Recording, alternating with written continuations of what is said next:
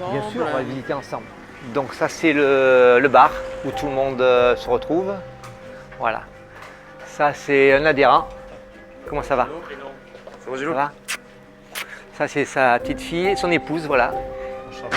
Il fait partie de l'association aussi. C'est un garçon qui est en insertion, qui travaille très bien et on est très satisfait de lui. Voilà. J'ai envie de me sortir de tout ça, c'est pour ça qu'aujourd'hui je suis là. Sinon je serais pas là.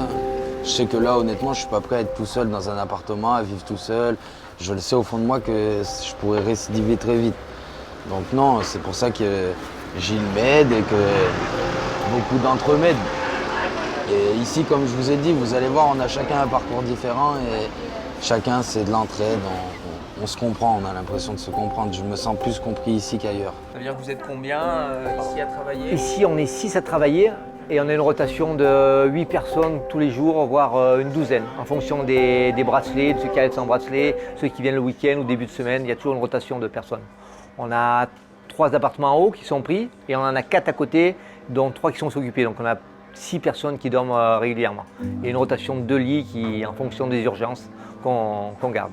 Première incarcération en 2009.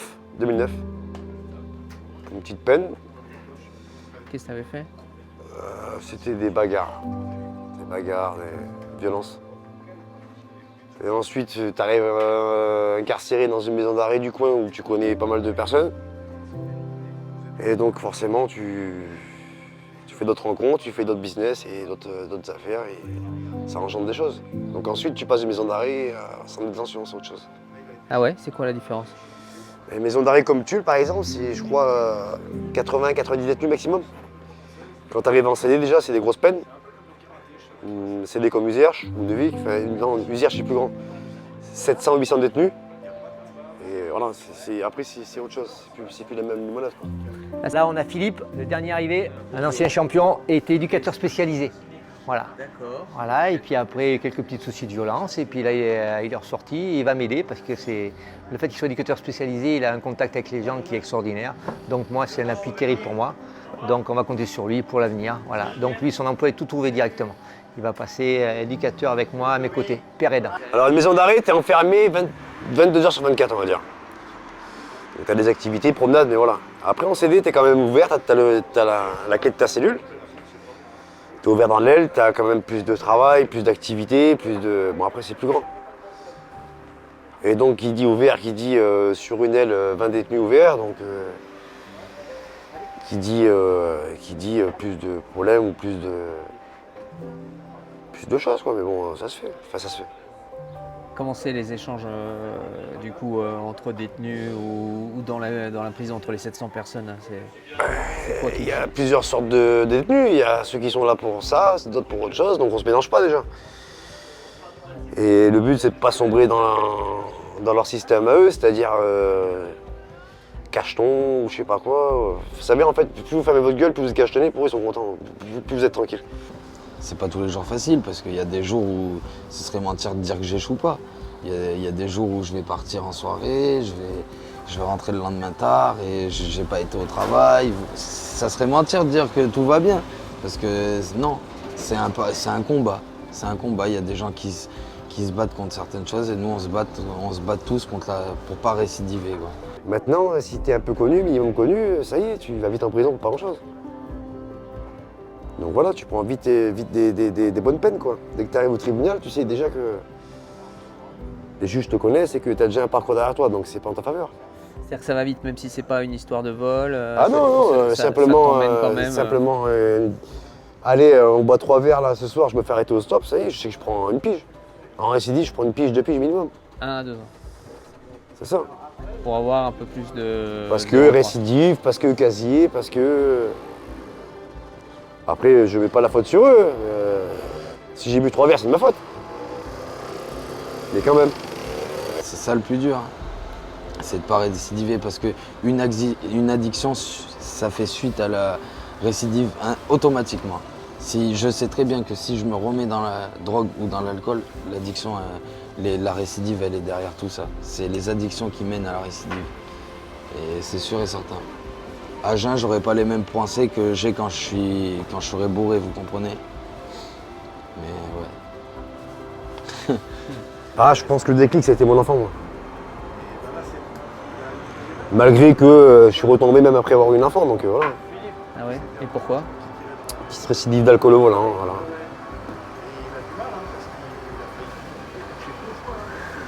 Et t'as eu combien pour ça?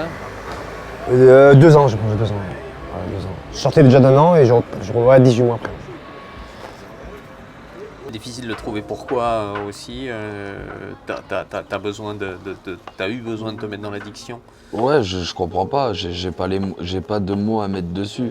Vous voyez, Ouais. je peux incriminer personne parce que personne m'a forcé. C'est de moi-même. C'est de moi-même. Peut-être j'ai eu un mal-être un jour dans ma vie qui a fait que, ou peut-être un jour j'étais plus faible qu'un autre jour et je sais pas pourquoi j'en suis venu à là. Je sais pas du tout. Mais ça a duré longtemps. Ça a été dur et je voulais m'en sortir et c'est la prison qui m'a aidé à m'en sortir. La prison m'a fait ça et ensuite par la suite, si je serais sorti de prison en sortie sèche, ben, qu'est-ce que j'aurais fait monsieur honnêtement? Parce que moi on m'a refusé les aménagements de peine. J'avais des aménagements de peine, on me les a refusés, il a fallu que je fasse ma peine entièrement. Alors si, admettons Gilles n'aurait pas été là et qu'il avait besoin de quelqu'un comme moi pour le contrat, et Gilles aurait refusé le contrat, qu'est-ce que j'aurais fait sortie sèche? Pas de toit, pas d'argent, rien du tout. Qu'est-ce que j'aurais fait? Honnêtement, où c'est que j'aurais fini? Pas de famille? J'ai de la famille, mais peut-être pas de la famille qui peut m'héberger. Mon père, oui, il aurait pu m'héberger, mais c'est des tensions permanentes. On s'aime, mais loin des yeux, près du cœur. Vous voyez ce que je veux dire? C'est tout. On a 7 sacs, on a un petit peu de matériel de training, on a des gants. Donc tous les adhérents qui veulent peuvent venir du matin au soir, de 6h à minuit. Et puis pour tous les gamins, pareil, ils viennent ici, cet après-midi vous en verrez je pense, qui s'entraînent, qui se défoulent. Voilà. Et de la même façon, chaque encadrant ou chaque ancien détenu est en charge d'aider une personne qui est en difficulté. Voilà. C'est une base qu'on maintient, que ce soit les enfants ou des plus grands. On a quelques personnes handicapées majeures. Et c'est le même système. Le détenu s'occupe d'une personne et il le prend en charge, mais très longtemps. C'est-à-dire quand on le charge de s'en occuper, ça peut durer, nous on en a depuis 2-3 ans, même plus longtemps. Vraiment, c'est un partenariat qu'on veut dans le temps. Comme nous, on les accompagne pour... J'ai des garçons depuis 20 ans, avant qu'on soit ici, ils reviennent encore ici, donc c'est une charge qu'il faut garder. Et il percute. La même chose, doublé. On avait une connaissance commune qui avait des ennuis à ce moment-là et je me suis rapproché de lui en fait pour aider cette personne. Et puis voilà, on s'est lié d'amitié, il m'a fait me remettre au sport. J'étais jeune, j'avais une vingtaine d'années, j'étais un peu en perdition et il m'a tendu la main et il m'a évité de sombrer quoi. Qu'est-ce que tu as eu comme ennui comme ça, tu peux nous dire ça? Quand j'étais plus jeune, quand j'avais une vingtaine d'années, j'étais un délinquant. En fait, j'ai fait un peu de trafic de stupéfiants, des cambriolages.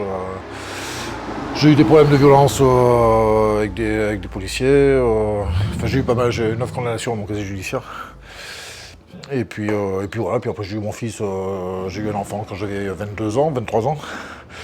Et je me suis rangé un peu de tout ça. Et puis là, j'ai eu quelques ennuis il y a 1 an à peu près. C'était une histoire de séparation qui s'est mal passée. Et je me suis retrouvé en prison. Je suis resté 3 mois en prison. Et tu es revenu ici travailler avec Gilles derrière? Voilà. J'ai pas voulu reprendre. Mon employeur m'avait gardé, en fait. Ils m'ont soutenu d'ailleurs, même pendant que j'étais en détention. Mais j'ai pas voulu reprendre le travail tout de suite, j'avais besoin de décompresser, donc je me suis mis en arrêt de travail et puis je suis venu bosser un peu ici pendant 2 mois. Et après je suis retourné au boulot. Aujourd'hui tu travailles avec Conscienta, tu aides tes pères aidants? Je suis... le terme qu'ils utilisent ici c'est père aidant apprenti en fait, parce que je suis pas vraiment père aidant, mais j'ai remarqué ça plusieurs fois quand je suis avec eux, j'ai pas besoin de parler, forcément voilà, rien que ma présence, ils adoptent notre comportement souvent quand je suis là. Ouais. Je parle pas beaucoup en fait, je sais pas trop faire ça. Mais par contre tu arrives à calmer les situations quoi. Ouais, j'essaye. Ouais. Puis je me reconnais un peu, là. Enfin, surtout les jeunes, je me reconnais un peu. Je me vois quand j'avais leur âge, quoi. Ouais, je pense comprends. Et qu'est-ce que tu obtiens ici? Pourquoi tu viens tout le temps, par exemple? Tu viens pourquoi? Qu'est-ce que ça t'apporte?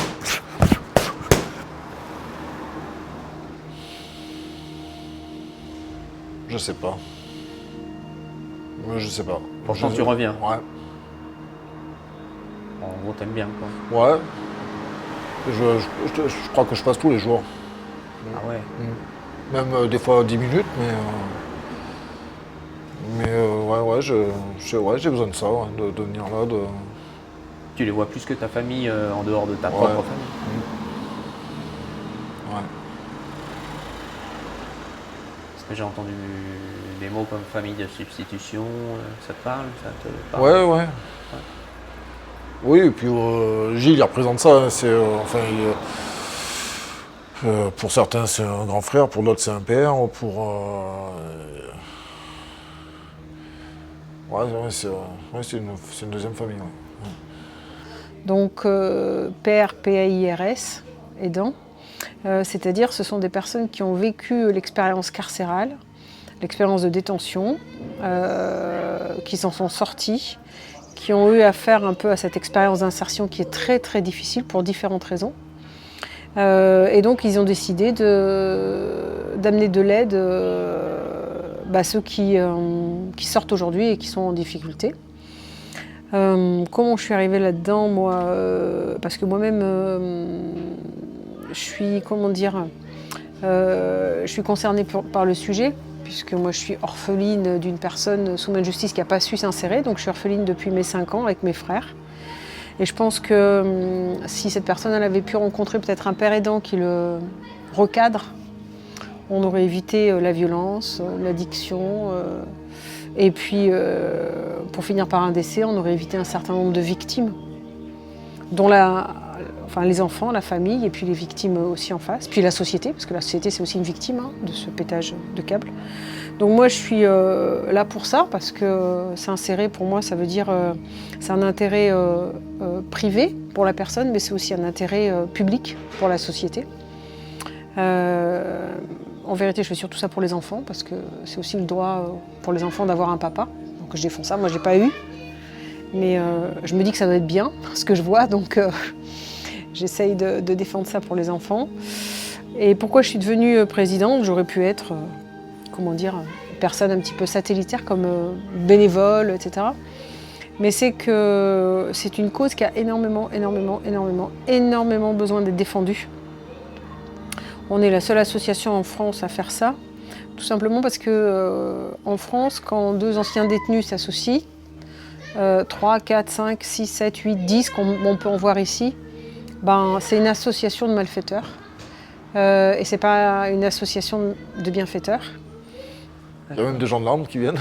Ouais, j'ai vu, c'est bien. Ça se passe comment la cohabitation d'ailleurs? Ça va.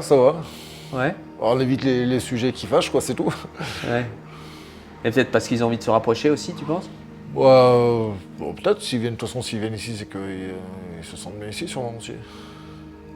Ça c'est intéressant, non? Parce qu'il n'y a pas beaucoup d'endroits où les anciens détenus, les gendarmes arrivent à cohabiter, où je me trompe. Il y a des gardiens de prison aussi qui viennent.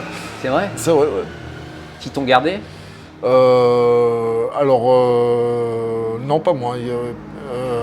Mais il y en a un qui vient plus particulièrement, ouais, que j'avais entraîné son fils à la boxe.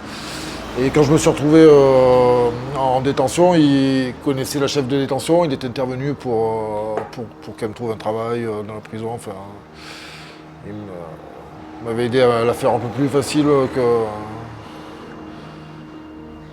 Ah, eux aussi, ils ont envie d'aider, quoi. Ouais. Tu sens ça, quoi. Ouais. Certains, pas tous, mais certains, oui. Ouais.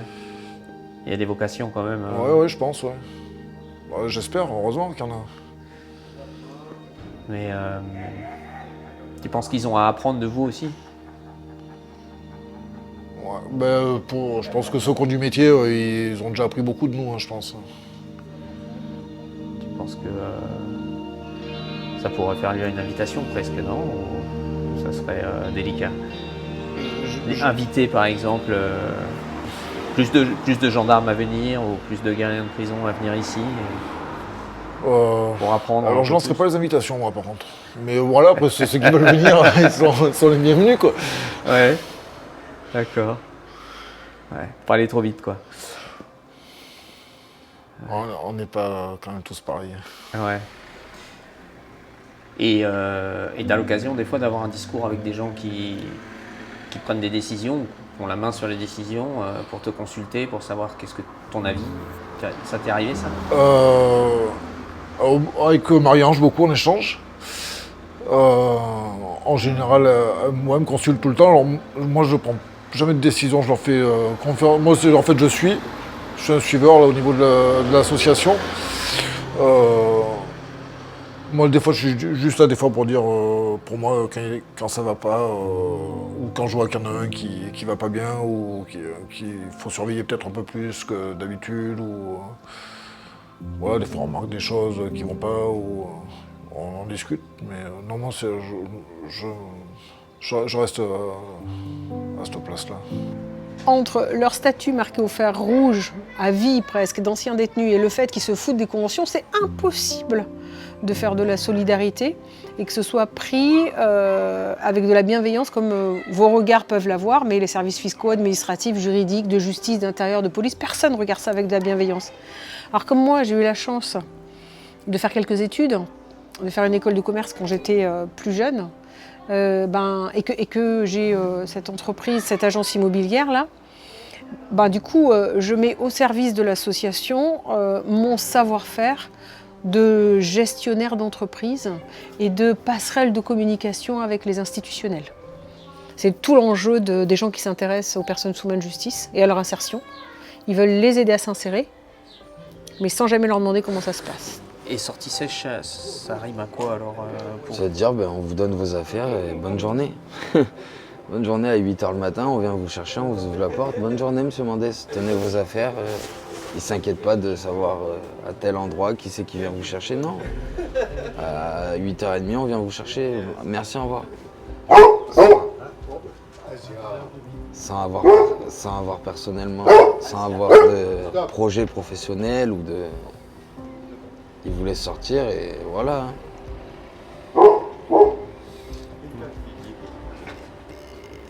Et du coup, ça veut dire que quoi, les mecs qui font 80 ou je sais pas combien de pourcentage, il y en a plein qui reviennent quoi, s'ils n'ont pas d'aide. Bien sûr, mais ça c'est... Ça fait quoi ça? C'est les gens qui manquent d'avoir un encadrement comme ça. Parce qu'on peut vous mettre des addictologues, on peut mettre addictologues, on peut mettre des SPIP, de tout. C'est bien sûr que ça aide, bien sûr que... Mais on leur dit ce qu'on veut. Il faut venir dans la vie réelle de quelqu'un comme nous. Il faut qu'on soit encadré, qu'il y ait quelqu'un qui voit. C'est pas suffisant une fois par mois. Si je verrais que Gilles une fois par mois, je sais pas ce que je ferais. Si je viendrais une fois par mois ici, tout le reste du temps, qu'est-ce que je ferais? L'ennui qui pousse à l'alcool, le manque d'une personne, se retrouver tout seul. Il y a tellement de choses qui peuvent pousser à la récidive. Il y en a des milliers. Vous pouvez récidiver parce que voilà, aujourd'hui vous n'êtes pas bien. Moi je peux récidiver parce qu'aujourd'hui j'ai bu un coup. Lui derrière il peut récidiver parce qu'il va pas bien. Il y a tellement de choses qui poussent à aller se prendre une bouteille ou aller se prendre fumer un joint. Il y en a beaucoup des choses qui poussent à ça. Je suis énervé, aujourd'hui je viens me boire un coup et ce coup-là, il va vous me remener là-bas. Et c'est souvent ça. C'est souvent ça, la plupart des gens qui sont en prison, c'est ou pour du stup ou pour de l'alcool. Ou pour, parce que les gens ils ont besoin d'un encadrement plus fort. Plus fort. Si quelqu'un qui vend du shit à un endroit et que quand il sort de prison on le remet au même endroit, tu peux retourner chez tes parents au même endroit. Qu'est-ce qu'il va faire cette personne-là? S'il revient dans un bâtiment là où il y a 50 personnes qui le font, il va replonger parce que le manque d'argent ça mène à tout. On disait l'argent, mais l'argent c'est important l'argent. S'il n'y a pas d'argent, c'est ça qui mène à faire des conneries. Il y a tellement de choses de toute façon. Très longtemps, la richesse m'avait perdu puisque moi je m'étais focalisé sur l'argent et je me suis ramassé mais comme il faut. Et j'ai compris qu'en dehors de l'argent, il y a des valeurs d'une intensité extraordinaire et puis ça permet d'avoir un guide, une lumière et de tout ça, on s'enrichit. Et autour de nous, on donne des valeurs. Donc ces valeurs, elles se pérennisent et ça donne un exemple qui se donne d'amis en amis, de connaissance en connaissance. Et on arrive à ramener des gens qui peut-être étaient comme moi à une époque. Et quand je leur sors, que je leur explique cette histoire, ça les perturbe. Donc déjà, c'est gagné. Et après, je leur explique que l'argent, c'est pas la base de la vie. Ça accompagne, ça peut aider, mais ça ne va pas être une valeur primaire. Ça doit être un accompagnement. Et tu dis ça, tu as fait des erreurs avec l'argent, tu peux me dire qu'est-ce que... Moi, je me suis profondément fourvoyé dans l'argent à une époque où je cherchais à trouver une justification à mon existence. Je me suis attaqué à des fourgons blindés pour le fun, mais aussi pour être quelqu'un d'important. Et cet argent-là, sur des équipes, on était des gars bien, on s'est disputés, on s'est entretués. Ça m'a traumatisé, quoi, je dirais. Des gens qui sont montés au front ensemble pour faire tomber des fourgons et après, sur le partage, capable de tuer quelqu'un pour prendre sa part, c'est des choses qui m'ont remis, même quand j'étais enfermé, ça continue à me perturber. J'arrive pas à comprendre comment on peut, pour une histoire d'argent, que ce soit des millions, comment on peut décider de prendre la vie à quelqu'un pour prendre une part en plus. C'est des trucs, je m'en suis jamais remis, quoi. Et je voudrais pas que quelqu'un d'autre le vive, quoi, c'est des trucs. Donc à partir de là, moi je me suis éloigné de l'argent et j'ai plus jamais voulu en garder plus que ce que j'avais besoin pour vivre, quoi. Je trouve que c'est le mal par excellence, quoi. Ça dénature tous ces rapports et il faut s'en éloigner, quoi, dans des proportions pareilles. Quand tu prends un entraîneur fiché au grand banditisme, quand tu prends, je le répète, un boxeur gitan, ben tu dis jamais ça va le faire, quoi. Ben, jamais ils vont le faire. Et quand tu rentres dans le truc et tu dis putain mais le mec fiché au grand banditisme, il est loin d'être con. Et puis quand tu discutes avec lui, tu dis il est même plutôt intelligent et après tu dis mais il est vraiment instruit en plus. Et quand tu vois le gitan, tu te dis non, c'est pas un gros ballot, d'une part, et c'est une conversation, d'autre part, il fume pas, il boit pas, contrairement à beaucoup de sportifs de haut niveau. En fait l'histoire entre Gilles et moi, c'est au départ une histoire, et Aldo, c'est au départ une histoire de sponsor. Donc, je suis sponsor. Alors après, alors moi j'aime pas trop le mot sponsor parce que j'estime, quand je t'ai eu au téléphone, qu'à un certain moment, quand les entreprises gagnent un peu d'argent, elles doivent avoir aussi un lien social vis-à-vis de la société en général. Je comprends que pour les institutions, c'est compliqué de nous donner du crédit. On part de tellement loin qu'on suppute à l'association de malfaiteurs. Mais on est dans les bienfaiteurs à ce niveau-là. Et tous les garçons qui sont avec moi, je me porte garant pour eux, mais les yeux fermés. C'est tous ces garçons qui ont une belle âme, qui veulent produire pour la société des choses meilleures, qui vont aider les personnes âgées, les enfants, qui ont la patrie au fond du cœur. C'est quelque chose qui est merveilleux. Puis on ne peut pas les laisser toujours parce qu'ils ont commis une erreur ou 2 erreurs ou 3 ou même 10 erreurs, les mettre à côté, démarquer et puis les tirer à boulet rouge. Non, ils sont porteurs de valeurs qui dépassent de beaucoup des personnes soi-disant normales qui n'ont peut-être pas la moitié de leur cœur, de leurs valeurs. Et là-dessus, l'argent s'insère aussi parce que dans le langage de Philippe comme des autres, on ne parle jamais d'argent. L'argent, pour nous, ce n'est pas un critère de valeur. Le critère, c'est l'amitié qu'on a, l'avenir qu'on va avoir. L'argent, il vient en secondaire, en tertiaire. Quand on en a besoin, on se cotise, on trouve des solutions, on trouve des sponsors comme Otago, GG, et on demande une petite aide pour trouver peut-être une voiture pour se dépanner, on trouve des habits qu'on nous offre. On a toujours à manger ici parce que on a la chance d'avoir des commerçants qui nous aident. Voilà, donc notre rôle par rapport à l'argent, il est là. C'est qu'on sait que l'argent, c'est une valeur. Pour nous, elle est toxique parce qu'elle nous a amené des fois à prendre des profondeurs de douleur qui n'avaient pas lieu d'être et que l'argent on a cru que c'était une solution. Donc là, tu m'as parlé de sponsors, tu as réuni en tout cas des moyens, ouais. Et en même temps, tu as mis tes propres moyens, ouais. Il me semble. Est-ce que tu peux me raconter cette partie-là, dans tes propres moyens directs? Ouais, mais les propres moyens, arrêtez de... Moi, j'ai un rapport avec l'argent, comme je t'ai expliqué, qui est quand même un peu différent des autres. C'est que j'ai pas l'impression que ça m'appartient. Donc, bizarrement, quand tu as une société, l'argent, il est dans ta société. Même si ta société est à 100% à toi, comme j'ai toujours expliqué à mes banquiers, moi, l'argent de ma société, pour moi, elle n'est pas à moi. L'argent que j'ai à moi, c'est sur mon compte. Je n'ai pas vraiment beaucoup. Mais ma société en a beaucoup. Et donc je dispose de cet argent à ma guise, puisque la société est à 100% à moi. Mais et je la dispose notamment, là on parle de l'histoire de Gilles, mais j'ai prêté de l'argent à beaucoup de gens sans retour, en sachant pertinemment qu'ils ne pourront jamais me rembourser. Mais comme je disais en préambule, c'est-à-dire si à partir du stade où tu en as un peu, moi quand je n'en avais pas, j'aurais aimé trouver quelqu'un qui m'aide ou à un certain moment tu dois, je pense que c'est une philosophie, tu dois aider alors pas aider tout le monde, aider des projets que tu sens, où tu as un feeling avec les gens. Et si toute entreprise, quelle qu'elle soit, pouvait aider n'importe quelle personne, parce qu'on a embauché Gilles, il m'a fait embaucher des jeunes qui avaient besoin de 3 mois de travail parce qu'ils n'avaient plus d'argent. Mais alors, on a embauché un, notamment à Clermont, qui s'appelle Alexandre, et qui est boxeur, mais qui ne fait pas de boxe, et qui a fait un peu de prison. Mais je promets que dans le magasin, il était toujours à l'heure. Il faisait son boulot. Alors certes, il l'a fait sur 3 mois, je ne sais pas sur la durée s'il aurait été capable de le faire, mais sur les 3 mois qu'il a fait avec nous, on ne pouvait rien lui reprocher, mais vraiment rien. Le pouvoir de l'argent, il ne faut pas qu'il nous incombe, quoi. Il va pas nous toucher.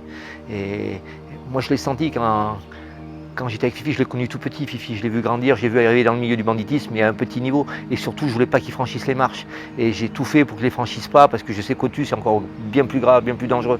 Et déjà, à son niveau, c'était bien assez dangereux, assez grave. Et je voulais le laisser dans ce petit domaine, parce que je sais que c'est nocif.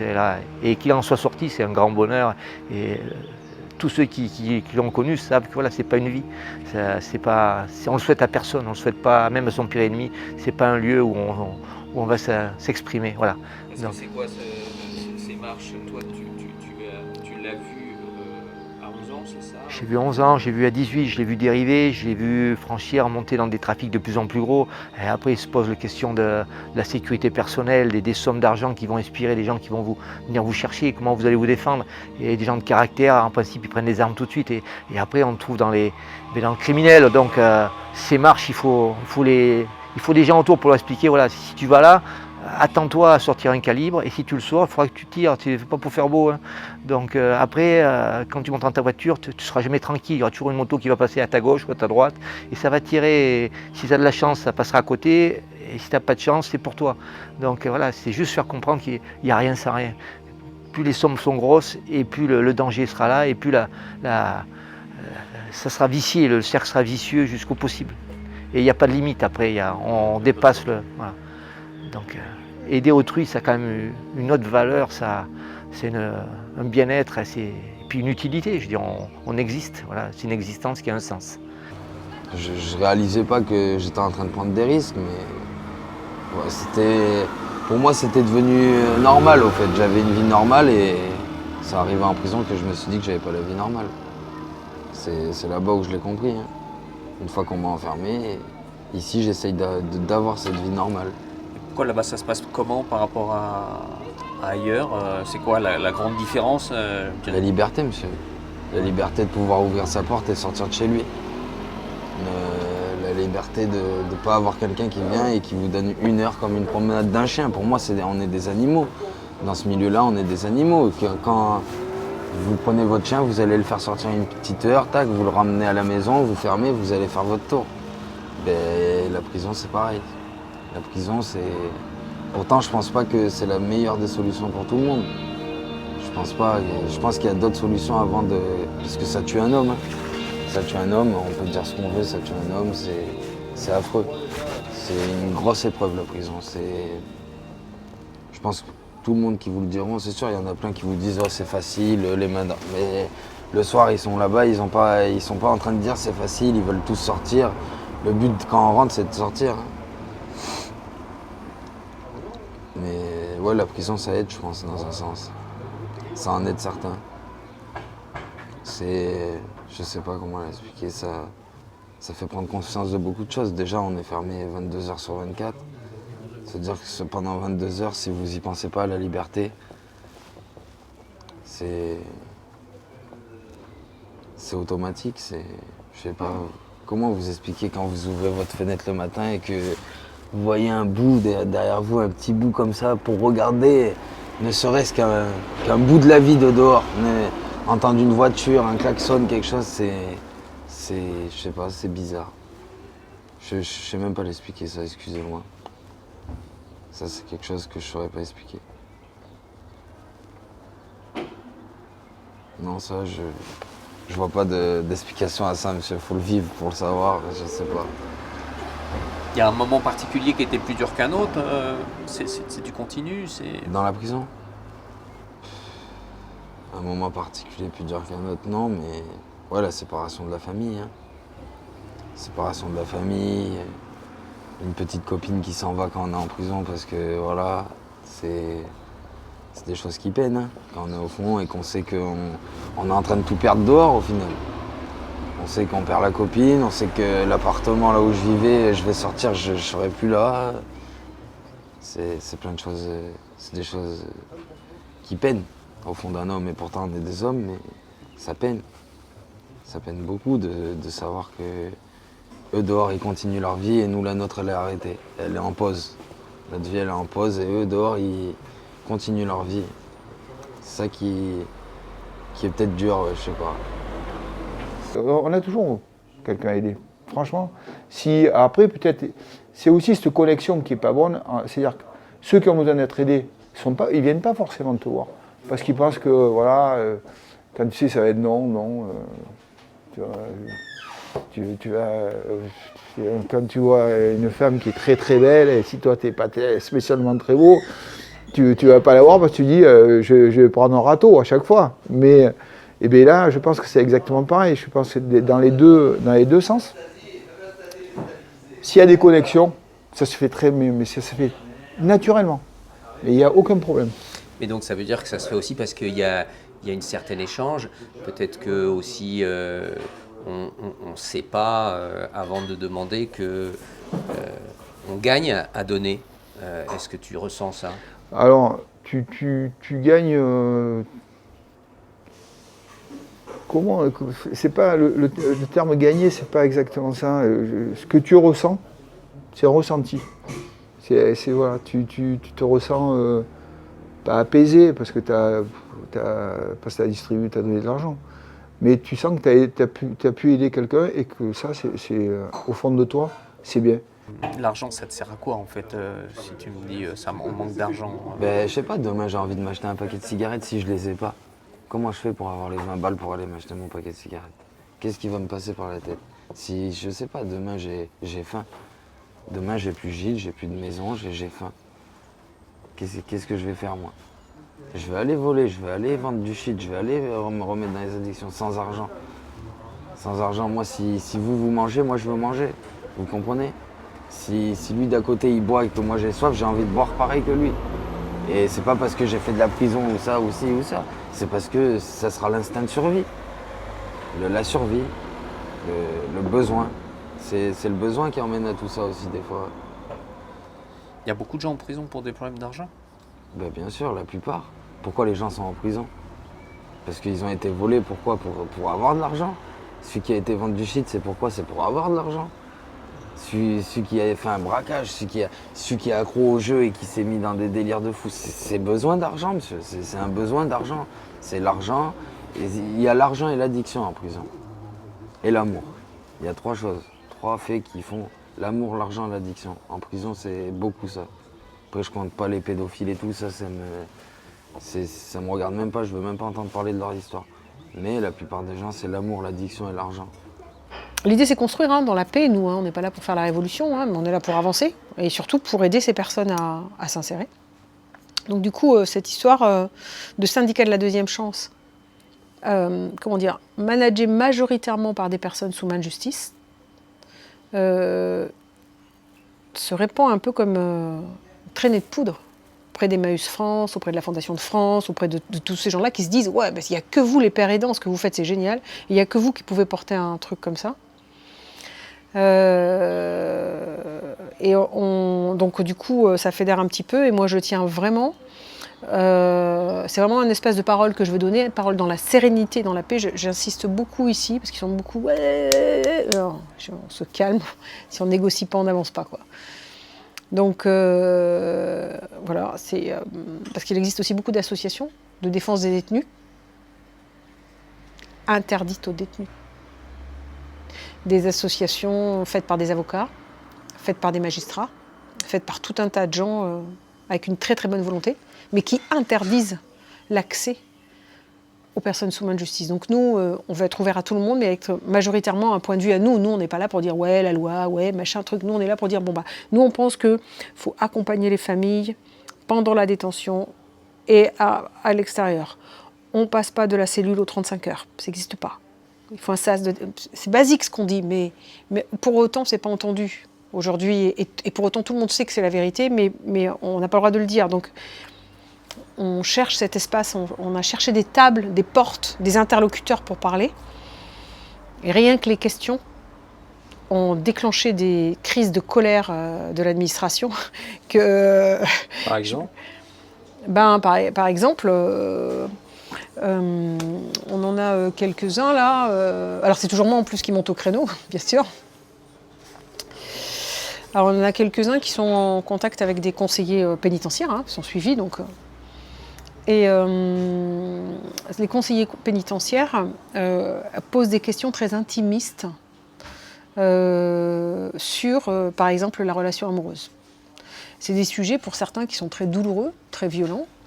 Et donc ils sortent du rendez-vous avec le conseiller pénitentiaire dans un état de colère énormissime, puisqu'il y a des questions qui ont été posées. S'ils ne veulent pas répondre, il y a des interprétations. S'il y a des crises de colère, ça veut dire que c'est remonté au juge. Donc on a des gens qui sont, vous avez vu là, ils sont cool, hein. Mais des fois quand ils font leur déplacement là-bas en rendez-vous, ils reviennent mais comme des fous furieux, quoi. Nous il faut qu'on les calme.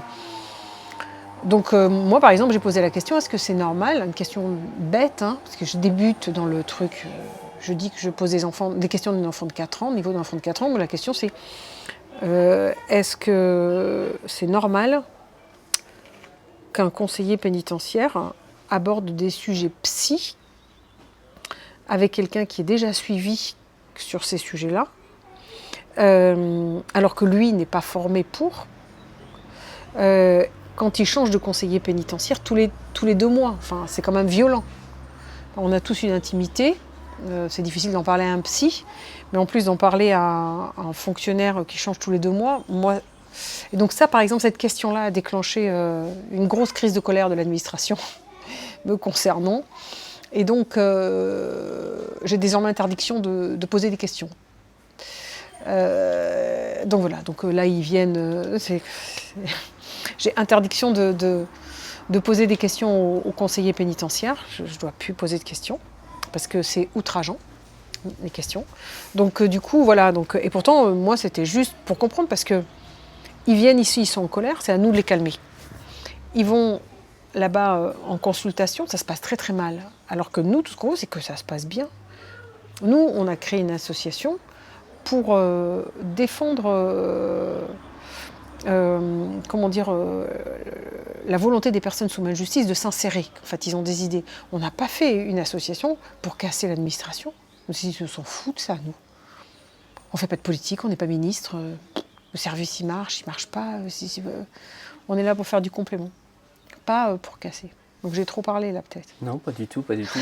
J'aime bien, en tout cas, j'ai l'impression que tu vides ton sac par rapport à un manque d'expression sur le sujet, non? Il n'y a pas beaucoup de tribunes? Il n'y en a pas, ça n'existe pas. Mais ni pour Emmaüs France, ni pour personne. La parole des détenus, alors à part quand... Il y a une volonté, ouais, mais t'as fait quoi? T'as fait péter des fourgons, t'as fait machin, tu vois, le truc un peu, l'histoire de flics et de machin et tout, l'histoire de voyous, ça fait vibrer, tout le monde vient là pour l'histoire de voyous. Mais par contre, pour ça que je te disais, les interviews, on fait gaffe, parce qu'en plus, ils n'ont pas... par contre, quand quelqu'un sous main de justice veut dire, moi je pense qu'il faudrait faire ça, enfin pourquoi? C'est pas possible, c'est tabou. C'est tabou. C'est un gros problème même de l'Office international des prisons, qui dit sans cesse non mais 2 prisonniers qui se parlent, c'est une association de malfaiteurs. Donc c'est pas possible, ils peuvent pas, ils n'ont pas la parole. Alors après, comme ils sont souvent illettrés et violents, et que c'est leur seule façon de communiquer, eh ben ça pêche pour eux. Moi je leur dis aux gars là, je dis bon les gars, on y va, on discute. Par contre, si vous êtes violents, donc on y va, on discute, machin. Si vous êtes violent, vous servez votre condamnation sur un plateau. Un plateau. Vous ne pouvez plus parler. Donc du coup, tout se calme, tout se pose. Et voilà, alors, et avec moi devant, tu vois, on arrive un peu à... Mais on est vraiment des précurseurs sur ça, on est vraiment des Indiana Jones. Et cette association, ou ces associations en dehors de la vôtre, qui sont interdites aux personnes sortant de prison, comment elles fonctionnent alors? Ça me dépasse, j'aime qu'il y a peut-être quelque chose qui est naïf de ma part, mais comment une association peut s'occuper d'anciens détenus si elle est interdite aux anciens détenus? Elle est interdite dans son... Il y a une association, des associations, alors il y a des associations de défense des droits des détenus qui sont tenues par des avocats. Et les avocats refusent que les détenus viennent parce qu'ils veulent parler eux aussi entre pairs. Voilà. Après, il y a d'autres associations qui, elles, ne défendent pas des droits, mais qui essayent de soutenir les détenus. Et ben là, elles font comme tout le monde, hein. Elles aident, mais en se pliant totalement à l'existant, sans avoir la possibilité de proposer une amélioration, quoi. C'est pas possible. Parce que c'est interdit? Ouais. Et alors pourquoi vous êtes autorisé? Je ne suis pas du tout autorisée, mais à partir du moment où ce qu'on fait me semble sain, bon et dans le sens de la paix sociale, ben je continue. Parce que si je ne le fais pas, je ne suis pas présidente d'association. Et en chiffres, ça dit quoi, ce secteur, et vos performances, si on peut parler de performances? Alors, donc moi je suis arrivée il y a un an et demi, donc on a un petit recul de 2 ans sur les stats à peu près. Puisqu'avant, enfin Gilles, le père aidant phare, c'est Gilles. Donc lui, ça fait 20 ans qu'il fait ça, mais hors association. Et depuis l'association, donc, on a à peu près 2 ans de recul. Sur les 2 ans de recul, on est à 15% de récidive, surtout la première année. Et là, depuis le mois de février, on suit 26 personnes et elles sont toutes dehors. Donc je pense que notre résultat va être excellent. À 2 ans, le résultat en France de récidive traditionnelle, à 2 ans, c'est 40% de récidive. Donc nous, on est à 15. Et là, je te dis, depuis le mois de février, on n'a personne en détention. Donc je pense que ça va être top. Mais par contre, la détention, ça s'évalue à 5 ans.